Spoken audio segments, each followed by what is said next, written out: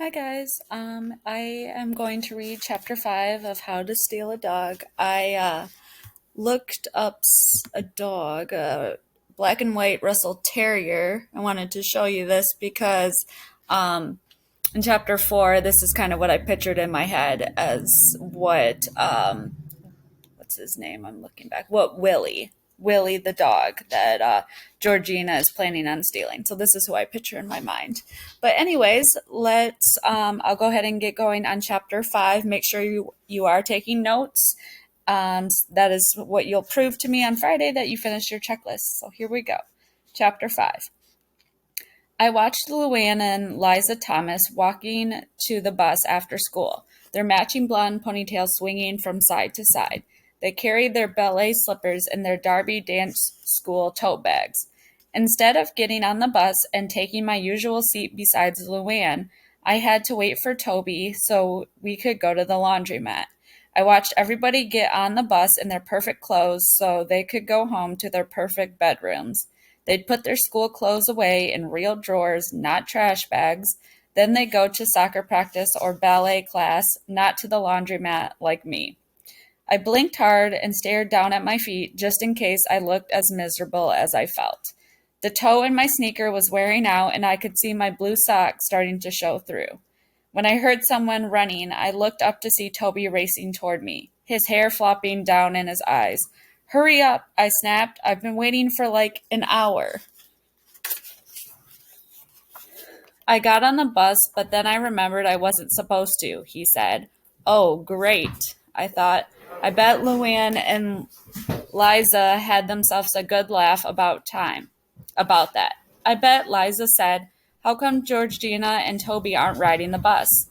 Then what would Luann say? Please, please, Luann. I closed my eyes and tried to send my thoughts across the parking lot and into the school bus window where Luann sat.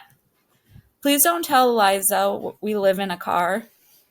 Then I hurried up to the sidewalk toward town. Toby trotted along behind me, whining for me to slow down, but I didn't. We headed over to Montgomery Street, where Mama had parked the car near the laundromat. I unlocked the trunk and tossed my backpack inside. Then I stood on the bumper of the car so I could reach way in the back of the trunk. I pulled a corner of the carpet away and took out the envelope Mama kept hidden there. I I thumbed through the money stuffed inside. It sure looked like a lot to me, but I guess it still wasn't enough to get us a place to live. I took out $5 and jammed the envelope back under the carpet. Then I gathered up the dirty laundry and locked the car. Let's go, Toby. I stuffed all the clothes into one washing machine. If we don't use two machines, I said to Toby, we'll have enough money to buy a snack. On the way out, we checked all the coin return slots for money and found 2 quarters. Then we went on over to the grocery store and bought some saltine crackers and sliced cheese. We went around back to the alley and sat on the warm asphalt to eat. Listen, Toby, I said while I peeled the plastic off my cheese. We'll need to find some kind of rope or something to tie to the dog's collar. Toby nodded as he squished a piece of cheese into a little ball and popped it into his mouth. Where can we find a rope? I said. He shrugged. Darn it, Toby, I said. If you want to help me, you've got to come up with some ideas too, you know? I can't think of everything. Okay, he said. Why don't we buy some rope? I rolled my eyes. We're trying to save our money, not spend it. We need to find some rope for free. Toby looked around at the piles of cardboard boxes beside the dumpster. Maybe there's rope back here somewhere. I got up and peered into the dumpster. Just more cardboard boxes. Nah, I said. I think we're going to have to wait till trash pickup day. Then we can look through the stuff that people leave by the road, okay? Okay. Toby squished another piece of cheese and then smashed it between 2 crackers. Let's go put the clothes in the dryer, then check out that dog again. When we got to Whitmer Road, I motioned for Toby to be quiet. We don't want anybody to notice us, I whispered. We made our way up the road toward the big brick house. When we got to the corner of the yard, I could hear someone out front. I tried to see through the hedge, but it was too thick. I squatted down beside the fence to listen. Get the ball, Willie, someone said. I was pretty sure it was the same woman we had seen there the other day. I could hear Willie making happy little yip noises. Then the woman would laugh and say stuff to him. After a while, I heard the wooden front steps creak and the screen door slam. I looked at Toby. I think she went inside, I whispered. Let's go see. We tiptoed to the gate and I peeked into the yard. The woman was gone, but Willie was sitting on the front porch. When he saw me, he came bounding down the steps and over to the gate.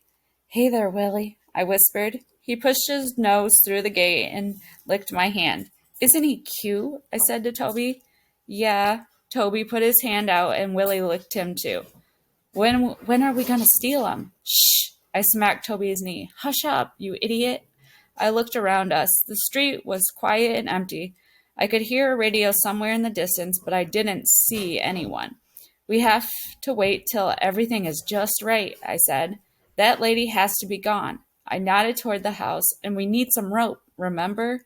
After we get the rope and steal him, where are we going to hide him? Toby said. Dang, I hadn't even thought of that. I couldn't hardly believe how stupid I'd been. I made all these plans and hadn't even thought about where we're going to hide that dog. I looked at Willie and then back at Toby.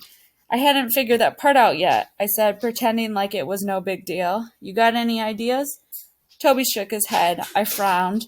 Then we'll have to think of something. That night, I propped the flashlight up on the seat next to me and tried to do my math homework. Toby's snores drifted through the beach towel wall between us. I used to be good at math, but it seemed like now I wasn't. I gave up and took out my purple notebook. I opened to How to Steal a Dog by Georgina Hayes. I wrote April 7. Then after step 2, I wrote step 3, get ready to steal the dog. Number 1, keep watching the dog to make sure he is the right one to steal. Number 2, if you need a leash, find some rope or something. Number 3, figure out where you are going to hide the dog. I chewed on the eraser of my pencil and stared out the window into the darkness. Number 3 was a big problem. I wished I could ask Luann to help me. She'd always had good ideas about stuff. I looked down at my notebook again. I guessed I was just going to have to figure this out by myself, unless some miracle happened and Toby got an idea. I closed the notebook and watched the moss fluttering around the streetlight outside the window. Maybe stealing a dog wasn't such a good idea after all. I propped my feet up on the seat in front of me and frowned at my bare toes. My party pink girl polish was wearing off and I didn't have any more. I guess it got tossed out with all my other stuff. We can't take everything, Georgina, Mama had hollered at me when Mr. Dieter kicked us out. One bag, she said in a mean voice. That's it. Just when I was starting to feel a good cry coming on, I heard Mama hurrying toward the car. I sat up and rolled down the window. Georgina, she whispered, real excited like. Guess what? What? I found us a place. Really? I felt my heavy heart start to lift. Mama put both hands against the car door and grinned down at me. Her hair was damp and frizzy from working her second job in the steamy back room of the Regal dry cleaners. She took her shoes off and climbed into the front seat. Yep, we're moving into a house. We had only ever lived in apartments before, never in a house. I could already see my bedroom, white furniture with gold on the edges like Luann's, maybe even pink carpet. When? I said. Friday. Mama examined herself in the rear view mirror.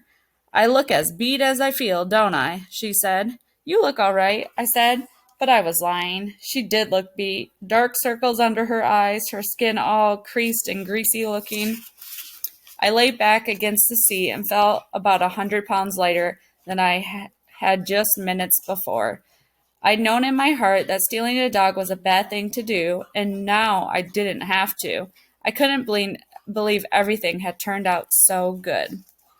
All right, we are going to end there. Bye, guys. Have a great rest of your day.